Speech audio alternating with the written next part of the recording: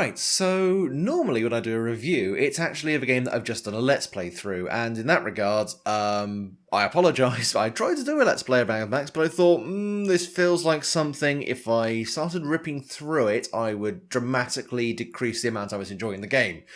And so I just wanted to go in there, play it through, get my opinions, mull them over for a little while, and then come up with the review separately. And I know this is a little bit weird, but I've generally found that, especially with big open-world action-y games like this, if I focus on the problems when I'm playing it, I end up dropping it. Whereas if it's something more plot-driven, I can generally just chew it out and get to the end for the sake of completionism. So yes, apologies for that. But everything you're seeing in this video is actually coming through the camera mode in the game, and so I swear to God, I am addicted to that shit. But anyway, let's get on with the Mad Max review. Now, in terms of expectations, honestly, I really wasn't thinking about this game until it came up on Steam for sale. I'd heard about it and I'd seen a trailer or two for it, and my general response to it was, alright, fair enough. I mean, Avalanche Studios have made it, and those guys have got a fairly good pedigree with open world games. I mean, I really enjoy Just Cause 2, Just Cause 3 looks absolutely fucking brilliant, and I'm probably going to get that as well. But it wasn't until it actually started getting some fairly good reviews on Steam in particular, because, I mean, when I looked at the reviews it was getting on video gaming websites, I know, looking on those these days, but it was very much dividing everyone. Whereas Metal Gear Solid 5 was getting praised by the critics and somewhat panned by the fans, this was getting panned by the critics and praised by the fans, and I thought, I'd rather rely on the people who invested time and money in the game rather than the people who got paid to play the game. But anyway, what am I on about? Anyway, so spent some money on it when, you know what, if this is shit, it's taught me a valuable lesson. If not, brilliant, I've got a lovely game. And as it turned out, I really, really enjoyed it. Up to a point, and then I still enjoyed it, I just became very aware of its limitations. I think that's pretty much, if you wanted a kind of Cliff's Notes within 2-minute review of this, I would say, if you are a fan of the completionist style of open world games, so if you did like going around in Just Cause 2, taking out every single account, blowing up every single fuel depot, because the basic mechanics of it were very entertaining, then yes, find Mad Max, get it cheap, you will at least get a good solid 10 hours. I mean, I think I'm about 40 hours into it now, and I completed the main storyline. I'm now just going around doing all the camps and stuff. I would say it's for you. If not, I would say possibly give it a miss or wait until it goes out on a big sale. It's still a very good game, and as far as movie tie-ins go, it is right up there with like the Die Hard trilogy on the PlayStation, which I really need to go back and play again. I fucking love that. But yeah, very good, and I would actually recommend it in that regard. But anyway, moving on. So, playing the game, obviously, this game is taking a lot of cues from Fury Road era Mad Max, rather than, well, definitely not 1, because that was almost pre-apocalypse, but 2 and 3, where you kind of had this kind of mad fetish wear kind of feeling to it. This is much more the Fury Road level. I mean, it's set in the same general area. You're basically fighting us all out in the vicinity of Gastown. I think it's set after the course of Fury Road. Because obviously Scabrous Scrotus, one of the unseen son of Immortan Joe from Fury Road, is running Gastown, and that, I'm assuming, means the People Eater has already died during the course of Fury Road. Spoilers, as if you watch that thing for the fucking plot. You watch it for the explosions. But anyway, the idea is Max gets his car stolen. Big grunty Scabrous Scrotus gets into a fight with him, and shit. The general premise of most Mad Max films is Max gets separated from his interceptor, then goes through a lot of action sequences and killing people to get his interceptor, or not, depending on how things pan out. So it's going for the fairly safe thing. But yeah, in terms of looks, it feels like they've executed that well. Everything feels like it's got a nice sense of presence and weight. Like the cars feel bulky and heavy, and when they collide with things, there's a lot of bump to it.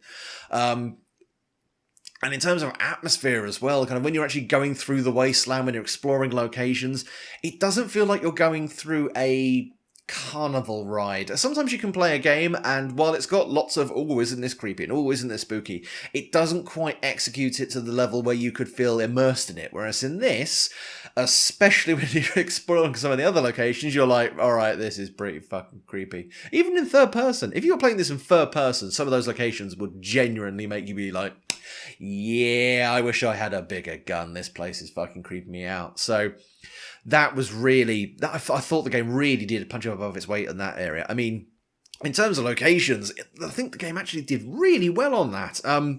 Because obviously you had a lot of one-off locations, like there was the church, there was the buzzard launching camp, and the buzzards, well, they were actually featured very slightly in Fury Road, but they seem to have been like retconned or altered slightly. And the idea is that these guys just burst out of the sand and raid around at night, and you do actually find one of their car launchers at one point, and it fires you out. It's like, that is such an amazing little detail, which didn't need to be there, but because it is, just gives you that feeling that the whole world works, and it's just so engrossing to explore it. And I mean, beyond all that, even the generic locations, even places like, there are areas around the game where you can go up in balloons and survey the area. It's a nice little kind of Assassin's Creed style viewpoint, so you can pick out all the locations. They've all got like little mini stories or little puzzles you've got to solve, like you've got to go here, get a gas can, refill that bit, cut the cables on the balloon, all, like little extra things which just show that some effort has been put into the creation of those areas. I really liked that. It made, I think, again, if we're talking about busy work and we're talking about housekeeping, making sure that those things are still varied, even if it's the same general puzzle, really works, really makes the game feel like it's not just a sequence of go here and do this action and go here and do that action. It's go here, solve this. That's really great. In terms of the character models, I felt it was kind of hit and miss. It really did seem to, it was overall, the tone was pretty spot on in terms of it's post-apocalyptic, lots of weird leather and rubber and metal and all this kind of weird stuff. Characters like Jeet and the Outcry and Chumbucket I thought were my favourites. I really liked those because they were quite stylized. I mean, you had Jeet, who, if you look at him as a general character model, you think that guy's a raider, he's a bad guy. He actually is, he runs one of the strongholds you come to. He's the first guy you meet. And while he isn't a perfectly lovely person, he's a decent guy. And reading through his bios, and there are so many goddamn bits of backstory and fluff for this game. You can just sit there and go for a good half hour through everyone's character arc, everyone's character bio and everything. But that was really great, because you are taking the idea that not even the good guys look like good guys anymore. Like, Max is a fluke for looking like he does, considering the shit he gets through. And then you've got the Outcry in Gastown, and he's the guy who organises the death rallies in Gastown, and he's got this big shirt covered in Christmas lights. And just that as an idea, this guy, he's like, I am big, I am bold, I have a lackey. My boyfriend, apparently. Oh, that was a weird little, representation without making it obvious. Good on you guys. No, genuinely good on you. That was a nice, sweet little touch, actually. But anyway, with his little lackey, a Lecky kid, I think his name was, running around with the generator behind him, keeping him powered. Really lovely idea. Really fantastic character design. And Chumbucket. Beautiful, sweet, wonderful. I occasionally mispronounced his name and sounded terrible about it. Chumbucket. A hunchback, slack-faced, crazy-looking mechanic who just oozed character and this kind of manic energy whenever he was in a scene. I was a massive fan of him. I know some people complain, it's like, oh yeah, his lines get repeated a couple of times and I didn't really like it. It's like, I don't give a fuck. I have a post-apocalyptic Quasimodo mechanic, and when you start upgrading him and you start giving him the cool little fabricated welder's goggles and the gas canisters on his back, he looks amazing. I really wish there could have been more of him. It was, I'm just Chumbucket spin-off, please guys. Come on. I would be totally okay if I had like an alternate story for that. The problem is, some of the character models weren't that good. Hope and Glory in particular were like, oh, alright, fine.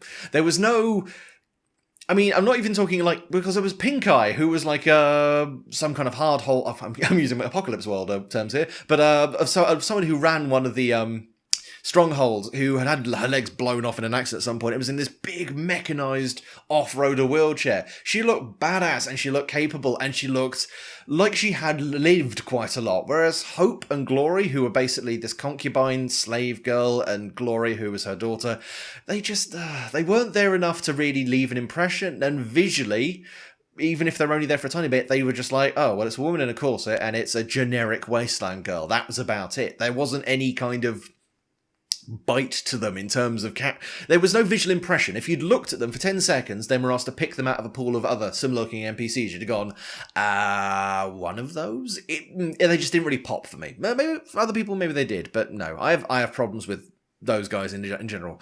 But yeah, in terms of, if we're still going on about looks, the cars. Fucking yes, the cars. This game had one job to do and it got it fucking right in terms of design. The cars look brilliant. When you're putting in the upgrades, when you're putting on the spikes, the burners, when you're putting on different frames and rebars to boost up your armor, you make your car look gorgeous and ugly and terrifying and beautiful and wonderful and all at the same time. Like, no other game have I gone, you know what, I want the garish pink and blue paint job because I want to look that fucking mental. And you do actually you unlock spray paints as you fight the top dogs, and I will talk about the top dogs because fuck me, the game dropped the ball there. But yeah, just the paint jobs you do for your car, I've had black and there's gold and there's red and there's all these great chrome ones, and I'm like, no, I want the garish, stupid looking one. It's brilliant. I love it. So yes, when a game's design makes you really kind of invest in it and go, no, I want my car to look like this, even if it makes the car less effective, just because it looks that way, I'm okay with it. That's brilliant. If it's making the player invest in the design of the car. So that's great. Sound. Moving on from kind of the look of it and kind of, because I mean, looks and sound actually are kind of really quite vital to drawing you into the game, as much as the gameplay mechanics are also really fundamental. If it sounds off or if it looks ugly, it's going to be harder to get into it. And in terms of sound, the soundtrack, I mean, it was there when it needed to be, it wasn't when it wasn't. And I mean, I've said that with other games as well, where a soundtrack just crops up when it needs to be there, but isn't a constant occurrence. It was fine. It didn't really flag anything up with me in terms of that, although it was improved immeasurably by playing the Fury Road soundtrack over the top of it. I was doing it this morning. I was kind of like, dun dun dun dun dun dun dun dun, jigga jigga jing, jigga jigga jing. As I was fighting a combo, I was like, yes, there needs to be a mod to put this in the game. This is brilliant.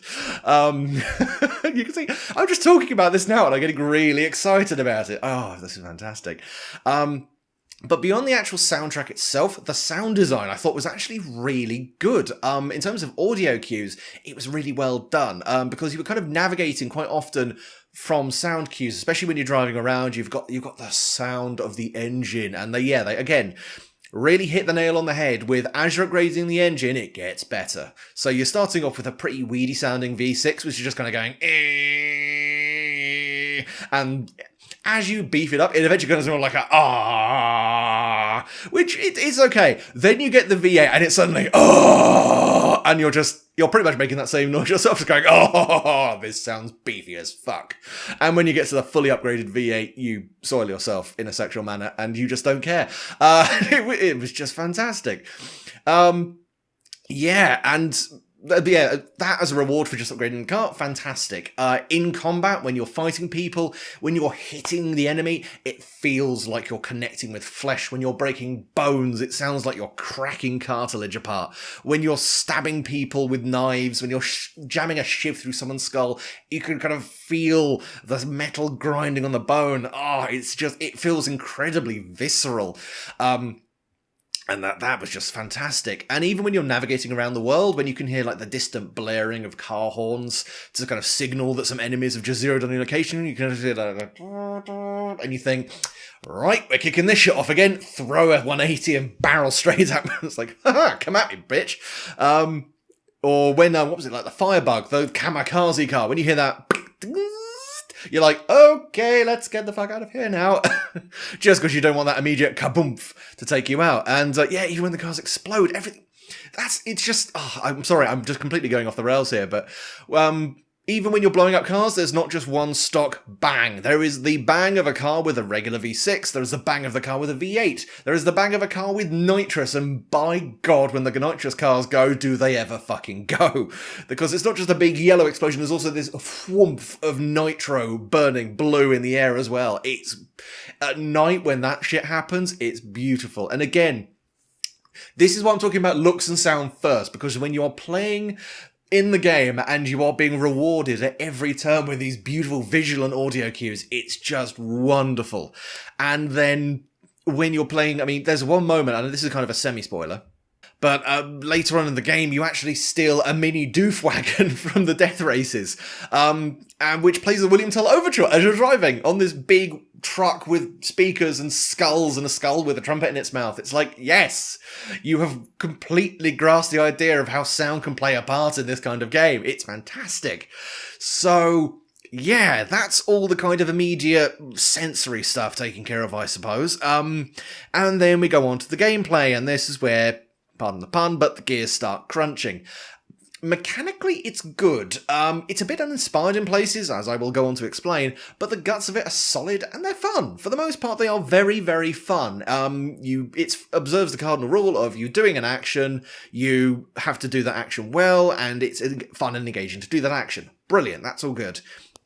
Driving is definitely the stronger of the two, really. After you put some effort at kind of upgrading your magnum opus, the car which Chumbucket believes you are the destined driver to be, once it starts fitting your playstyle, and you can pretty much go either slow and heavy tank or really quick and nimble but all at the same time fragile, car combat is something you will actively go and seek out rather than kind of duck and dive and avoid, especially at the beginning of the game where you're pretty much just got a basic weak car that's normally weaker than most of the enemy cars. You're in trouble, and it's better to just dodge combat. But later on, once you've got the ramming bars and you've got all the extra weapons and stuff, it really, really becomes enjoyable. Because, I mean, as you begin upgrading, stuff like the Thunderpoon, the grinders, the flamethrowers, especially the third level flamethrowers, you can approach a lot of situations in much more different ways. And again, when you're talking about open world games, you want to have one situation you approach and just give the player loads of different ways to come at it. So, I mean, yeah, the Thunderpoon is fantastic. It's basically just a rocket launcher you can give Chumbucket, which is really good for taking out structures and things like that in one shot. That's what I mostly used it for, because after a certain point, cars would get so strong they could pretty much tank a Thunderpoon shot straight off the bat. So they'd be good for weakening cars and destroying defenses for strongholds, but they may not be something you would always have to rely on. Plus, your ammunition is quite limited to begin with. The grinders actually were a bit of a side thing, but they were still quite nice. The ability to jam your car wheels into the wheels of the car next to you and start grinding away at their armor. But so even if you're being trapped between two cars, you've still got an option there. The flamethrowers were kind of a third wheel up until the final upgrade. They were still absolutely hilarious. You could pull up outside a scavenging location and enemies would start running at you. Just go, oh, isn't that sweet? They want to fight. Turn on the flamethrowers and just set them all on fire as they run at you. That was quite hilarious. But once you got the third upgrade, it became incredibly powerful against cars, and you could just burn away their exterior armor in about 10 seconds. It ate gasoline, but at the same time, it was a decent investment, and especially when you upgrade your when you upgrade back so your gas consumption isn't so high, it just becomes hilarious to get right between all the other cars and then you just light them all on fire and see them burst and explode over you and just spin through the air. Oh, it was just fabulous. So, in terms of car combat, I felt that was definitely the stronger of the two. Fist fighting, it is that Arkham City, Arkham Knight kind of. You got light hits for tap it, hard hits if you hold it, and then counters. That was pretty much it, with dodging and stuff. It was very simplistic, but there was a lot of contextual stuff in there as well, and I think that may have got missed by people. Because, I mean, beyond, there is a skill tree for Max to upgrade his fighting abilities, and most of that just makes combat a bit more fluid. So rather than just parrying, you can disarm people, you could use your shivs, which are just your little janky junkyard knives, to finish combat with enemies a little bit quicker. And trust me, you will be using those, because there are certain moments where you are completely fucking surrounded by enemies, and you will need to drop a dangerous one really quickly just so you can start fighting the other ones, which was absolutely lovely. And again, the feedback you get from using these in the fights is really nice. You feel the oomph of smacking into characters. When you've got them up against the wall, you can crush their skull into the wall, or you could throw them over a railing. And once you enter Fury mode as well, you just get the ability to just snap people's necks like a fucking lunatic. So I feel that maybe it wasn't quite as complex as it could have been, but as it was still pretty functional. I mean, I never found that I was going, oh, for fuck's sake, keep mashing the button. It was, right, dodge over here, use the shotgun for a second, because at one point you can utilize your shotgun to do a gut shot, which kills an enemy outright, and then makes everyone back up around you, and that is useful, especially when you run into a fight you realize you're possibly ill-equipped for. And so, yeah, so you got the shivs, the shotgun, the environment. The melee weapons I felt were maybe a bit of a missed opportunity because there is a nice variety of like maces and cleavers and polearms and all sorts of different things. But the only one that ever had any kind of character to it was the thunder stick, which you could actually jam into people like a spear, kick them away, and then they'd explode. Or you could throw it like a ranged weapon, which was really great, but I would have just wished there would have maybe been, like, more close-range, faster melee weapons, and then the longer ones could have possibly had a bit more heft and cleaving ability to them. They were actually good for crowd control, I will definitely give it that. When you were using a melee weapon, you could probably hit 2 or 3 enemies at once, and just kind of clear a path in front of you with the tip of your weapon. That was pretty lovely. And of course, yeah, disarming people with weapons, you'd break their arm, they'd fall to the ground, then you'd just belt them over the head with it, or whack it like a golf club. Yeah, like, all the animations really helped, especially when Max goes into Fury mode. Again, I'm saying this, the punches you get just feel like they're connecting a hell of a lot harder, and the way he will occasionally just grab someone and suplex them directly onto the base of their neck, you feel like like a post-apocalyptic Brock Lesnar in the best possible way. And I know it's kind of a secondary criticism that some people had, that the combat was a bit too easy. Now, I haven't played a lot of kind of Arkham City, the Batman games, really, but I found that the combat was, if you were on top of it, you were pretty much on top of it, but if you started fucking up, you could get really badly hurt really quickly, especially when you've got the guys with shivs, the shield users, the grapplers in particular. If you didn't have the counter for when someone grappled you, you could immediately just get your clock completely clean by 3 other enemies all at once. So I can see people saying that it was maybe a bit too easy if you're used to that style of combat, but if you're kind of new to that, it is challenging, and I still find it challenging like 30, 40 hours in. So yeah, I found that on those two fronts, the game was actually fairly good. It held its own in those two sides. Maybe it could have been fleshed out more, maybe it was kind of cutting corners in certain areas, but it worked. Outside of the guts of it, it did start to flag a little. Now, with all open world games, you do have side activities. Saints Row, GTA, Just Cause, other things as well. I imagine Metal Gear Solid 5 is probably doing this as well. You've got things to do, to gather resources, to get upgrades, to explore the world, en route to doing the main storyline. And normally the main storyline is just like a reason to get from A to B. With this, there were some problems. One of which would be that the key resource you have, scrap, is a universal resource for almost all your upgrades. And that becomes a bit of an issue once you're about midway into the game, you've got a couple of strongholds on. You don't really need to go out scavenging, because you're either going to quest locations where you can get a lot of scrap, or the strongholds themselves are kind of generating it for you, or when you're in car combat, they're gathering up all the stuff that gets dropped. So even if, say, you get into a big car fight, you'd normally be going out and grabbing all the scrap and everything, once you've got the stronghold picking it up for you, what's the point? You could pretty much just run around going from A to B, grabbing as all the scrap you go automatically. And it kind of sucks the reward out of doing it, because in this game, I was kind of expecting to be able to, I go out, I find a cool piece of a car that I could use, or I find on an enemy like a really cool bit of clothing or weaponry that I could use later. Instead, it was you just throw scrap at the problem and you get cool shit out of it, which works, but just it didn't feel like I was being rewarded. It felt like it was just the game chucking stuff my way when I had enough stuff. It did hold some upgrades behind, like you had to reduce threat in an area, or you had to complete a certain mission. But outside the few missions where you genuinely went out and found an item which you then used on your car, it was just a placeholder to stop you getting it too soon in the game. And yeah, especially seeing as in some cases you don't need to have the previous upgrade to get the best one, especially a lot of Max's ones. You could go straight from the single barrel shotgun to the quad barrel if you just waited long enough and built up enough scrap. And again, like the shotgun does it increases in strength, but when you're mostly using it for gut shots and blowing up things, the single shotgun does that just as well. There's no drawback to waiting until you've got to the last one and then just buy that instead. So yeah, I felt the economy was a little bit skewed in that regard. And it also meant that kind of I had to juggle between improving Max and improving the Magnum Opus. And the Magnum Opus, I normally gave priority up to a point, but the problem was that the upgrades to the Magnum Opus were really expensive. After a point, they're like 1,500, 2,500 just to get one upgrade. Whereas with Max, you could take all of that and massively improve him all in one go.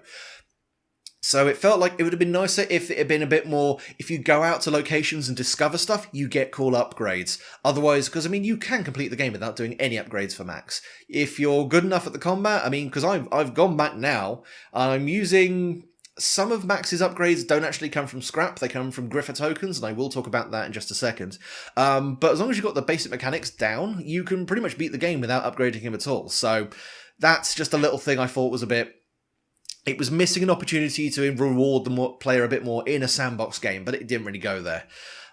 So yeah, talking about Griffer, this is something I think the game massively fucked up. I mean, it's not like a critical game-breaking thing, but basically Griffer is a man who Max encounters fairly early on in the game, and he acts as kind of like a shaman, therapist, weird kind of guy.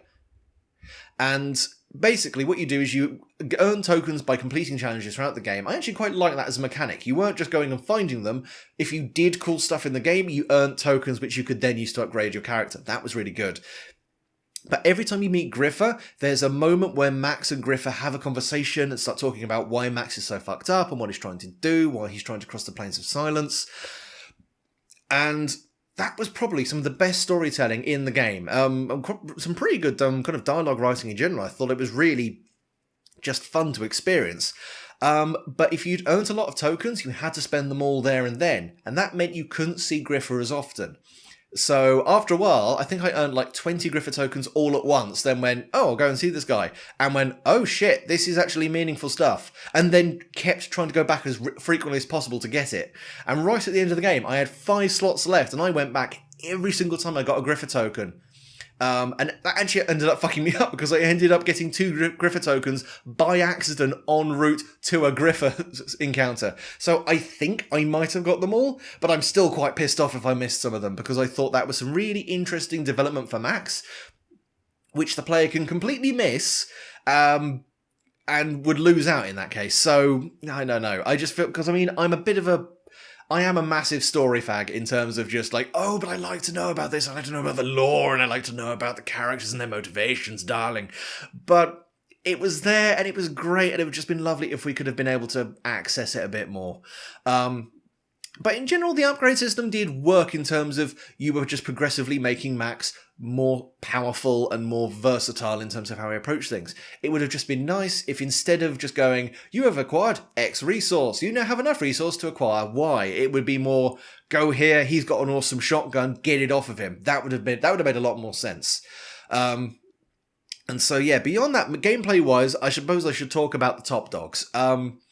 I have a feeling these were possibly supposed to be mini-boss fights, and they do, in some respect, have some variety to them. The problem is that at their core, the top dog is exactly the same enemy. He is a big, burly fucker in a mask, covered in a particular variety of paint, who hits you with a big club. He has exactly the same combat styles, he has exactly the same kind of moves and tells and stuff like that, you just fight them in a slightly different arena. Now, I was expecting something a bit more elaborate than that, and I'm probably going to... You know what, I'll talk about it now, because it's an idea I had. I was expecting a top dog to be like the best of a certain enemy type, if that makes sense. So you have a really good sharpshooter, you've got a really good explosives expert, a really good driver. So, like, if there was, like, one top dog where you fought him in his own really cool tricked-out car, or a top dog where they were in a really well-fortified location shooting at you and you had to get from cover to cover fighting his minions to get to him and then just throw him off or something. That would have made sense, and it would also make the top dogs really, like, a really good set piece to show extra stuff in the world, rather than go here, kill the mini-boss. Not a mini-boss, just the one mini-boss we'll redo every single time. And I just felt like that was a completely missed opportunity, as was There were moments in the game where it felt like they'd had an idea and then executed it, but didn't have enough time to execute it elsewhere. So when you're going and fighting, there are camps you have to destroy, gas pumps, holding tanks, that kind of thing. There's one where you do it from your car. You just drive around blowing up the pumps in your car. That's the only one you do it in, as far as I can tell. Maybe there's a second one somewhere. But for the most part, it's take out the perimeter defences, get in either through the main gate or through a side entrance. And again, like having a side entrance, being able to scope out the defences and take them out with your sniper, with your long shot, which again, like a really cool collapsible sniper rifle. I love that. It was a really nice idea, but it could have been given more flexibility and variety. So, yeah, it's not exactly like I disliked what the game was doing. I just felt like it could have done more. And it felt like the game possibly did rush to a conclusion. It may have been a development thing. I don't know.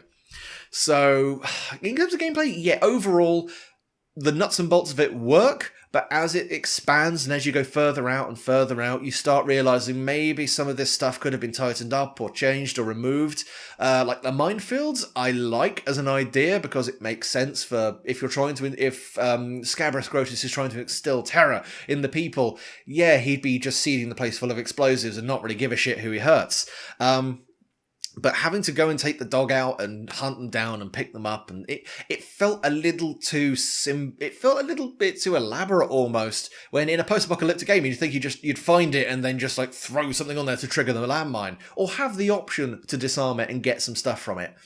But yeah, it felt like that was a little bit too much out of your way. Stuff like the scarecrows and the sniper towers, where you could just drive by, harpoon them, and drag them down as you went by. That was fine. In fact, I'd do that mid-convoy fight sometimes. I'd be driving along and go, ooh, a sniper thing. Excuse me for a second. Fing! Frumph, and pull it down and then just carry on with what I was doing. That works. That's nice. When you can do something en route rather than stop, remember where that is, go back to base, get the right car, come back here, do the thing, then go back and get the original car and continue with what you're doing. That's too many things to be doing for a distraction.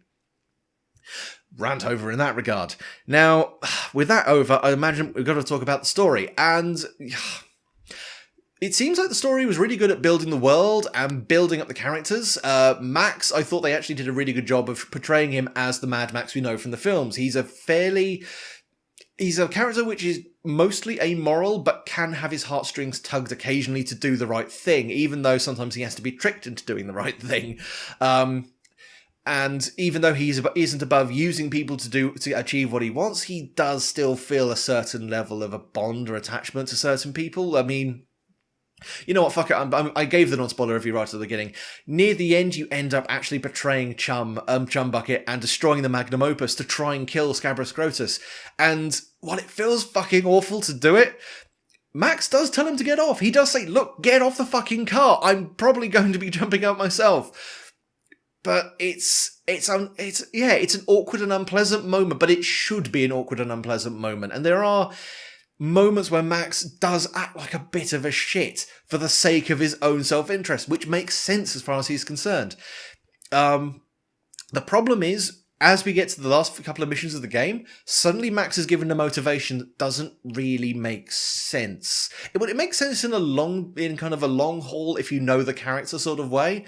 Obviously, because Max, he's lost his family. He's trying to cross the Plains of Silence. He's trying to silence the crazy shit going on around him.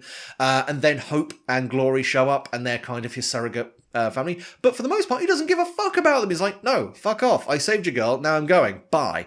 And it isn't until he's told they've been put in danger. He's like, oh no, now I've got to save them. It's like, fucking pick a side, mate. I don't know whether or not I'm supposed to care about these people, but because as far as I could tell, Hope was incredibly manipulative. Hope was a courtesan. She'd been the courtesan of Dr. Demento, and then she got picked up by some other people, and she just survived. She's someone who reads people, does what they think they want them to do, and survives. So when she's interacting with Max, that's what I had the opinion of, is that she is using him to get what she wants, which is to get away and be with someone who can protect her. So when he runs off and kind of goes, no, I've got to save them, it's like, mate, I don't think she gave that much of a fuck about you. You were just the most mentally stable, and I use that term incredibly fucking loosely, and capable person there. So don't take that the wrong way. She had been with a guy who wore human skin for a living, so don't take it like if you thought your girlfriend's ex was weird, wait until you meet Hope.